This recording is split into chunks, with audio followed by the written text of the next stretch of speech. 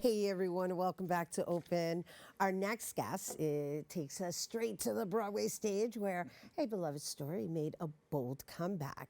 Tony nominated Real Women Have Curves, the musical shined a light on body positivity, Latinx family life, and immigrant experiences. And here to talk about his run on Broadway, playing the role of Raúl Garcia, along with his extensive acting career, we welcome actor and producer Mauricio Mendoza. Hello and welcome. I like how you said my name. It's so beautiful. Well, you know, I'm really about honoring our Latinidad.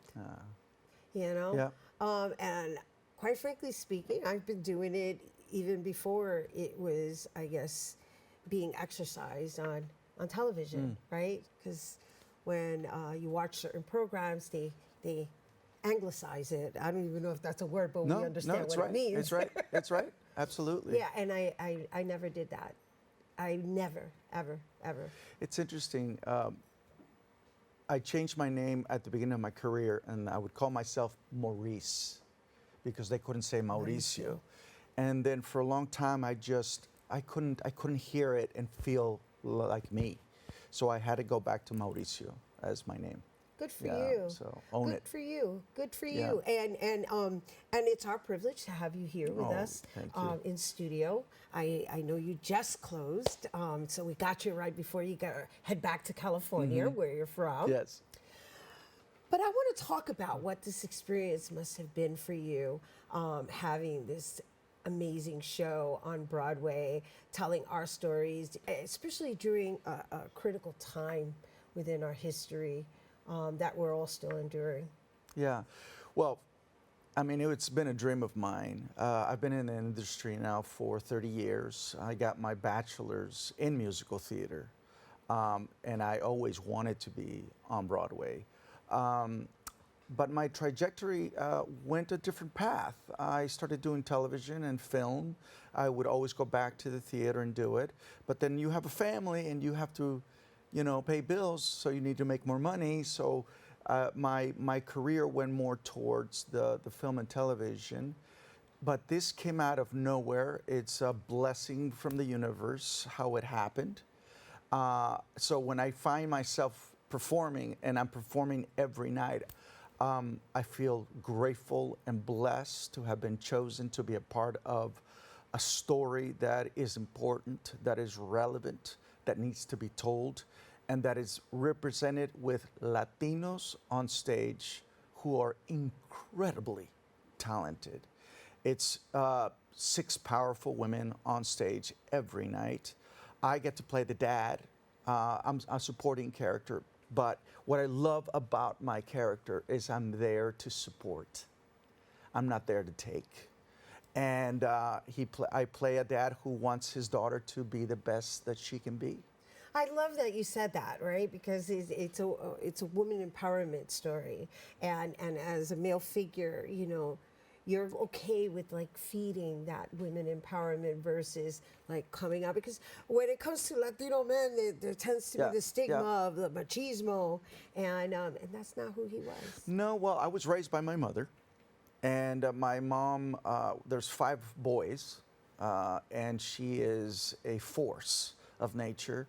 So I was raised by really respecting a woman's place in the universe. So I have a 12-year-old. I am married, and I feel blessed to be able to be a father and a husband. That's beautiful. That's beautiful. And so I also want to talk about the fact that you actually pursued masters in classical theater, right? And so you have made acting your career, and it's so important that we have these conversations about being a working actor versus like being like a superstar or famous, and you've worked on so many like very popular shows, which we're going to discuss, but you consistently like go and visit these different shows, and I know you have one that you have a recurring role that we're also going to discuss, the Tyler Perry, The Oval, but just to make that your life and your career, even though you studied classical theater, what was that like for you in just embracing that this is where the money is? Well, it all comes down to if you have a family and you want to be able to provide, I had to make decisions based on that. So I would always, I mean, I'm very passionate about what I do. So to be able to be in this industry, to be able to survive the journey, the ups and downs, you got to love what you do first and foremost. Right. Money was never my driving force. Being a celebrity was never my driving force. Yet saying that, when you have a family, that becomes my driving force. Right. So I must provide. Right. And right. so I have to make decisions like, okay, there's this TV show and then there's this play. So I will do this TV show so I can go do this play. Right. Because one pays more than the Correct. other. And a lot of it has to do with time investments Correct. as well, right? Correct. So I'm a thespian too, Yeah. so I understand. Yeah. I understand. Yeah. I completely understand. And I wanted to bring that up because it's really admirable when you have basically dedicated yourself to the classical aspect of it, right? So it's not about seeking that fame or about being discovered. It's about the craft itself. Correct. And it's apparent that it's brought into your different roles. I saw it. I visited some of your just some snippets of your reel and so forth. And I mean, if you don't mind, let's name a few. I mean, you were on Matlock and NCIS. Yeah. You're going to be coming up on The Oval. On the Oval, Correct. Tyler Perry. Please feel free to name more because it's important that our viewers and our people understand that we're out there working, and you are quite the chameleon on top of that. So. Well, thank you. Yeah. I appreciate that. I do consider myself that. One of the reasons that I feel like I am a chameleon is because I do both spaces. What the theater provides for me that television doesn't is I get to be my whole full talent, sing, dance, and act. Television, they stereotype a lot, so I get to play a lot of one thing, which is always Drug dealer. the bad guy. Yeah, I know, right? I know. I saw some of them. I saw some of them. So that's why I love also doing Shakespeare. So it provides so much for me as an artist to be able to do all mediums so I can get satisfied for what I love, which is to perform. So in saying that, right, because we just put it on the table, and I want to make sure that before our time runs out that we also express how important it is for us to see each other in a different light, and why you've chosen to also become a producer to provide that opportunity and create it even for yourself. Why do you think that we continue to be seen in a certain light and that those are the roles that are being offered? Because we're not producing our own content.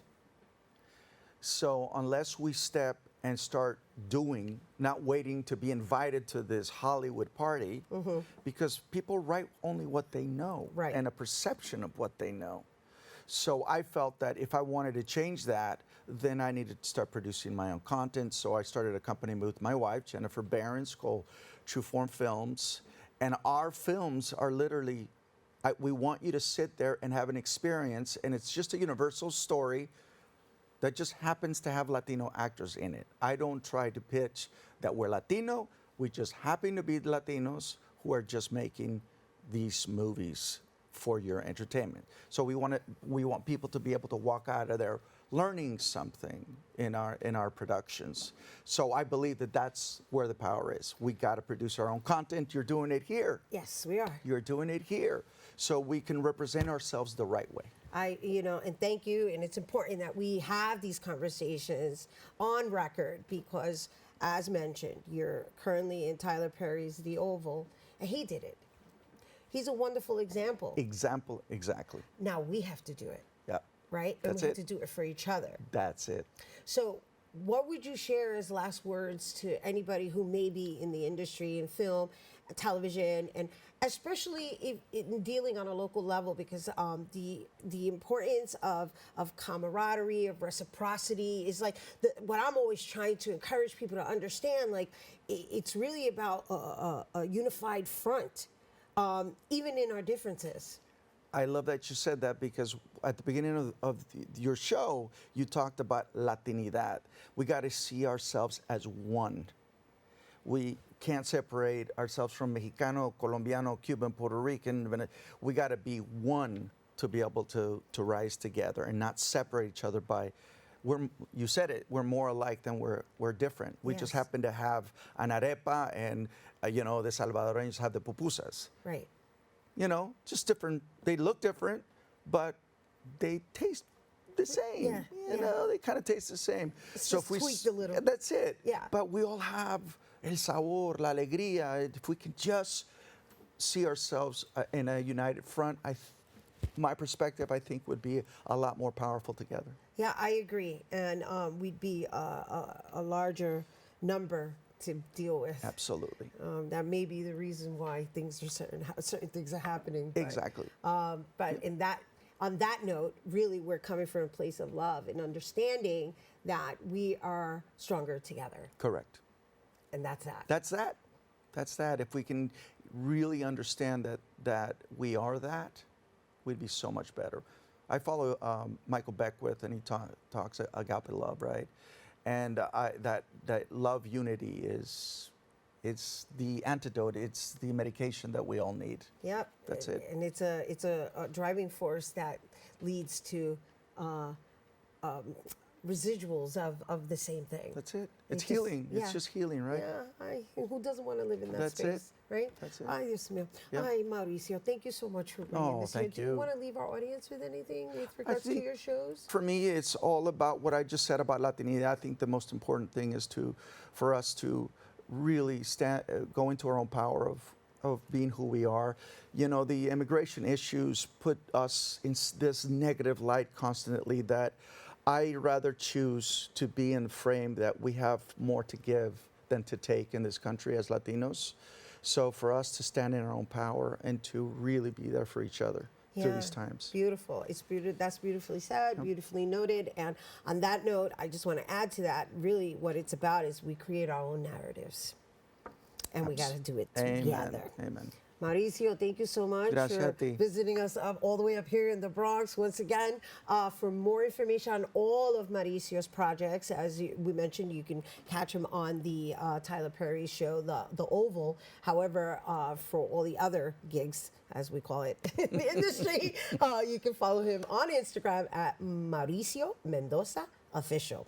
All right, stay tuned. Our Open Artist Spotlight is coming up next.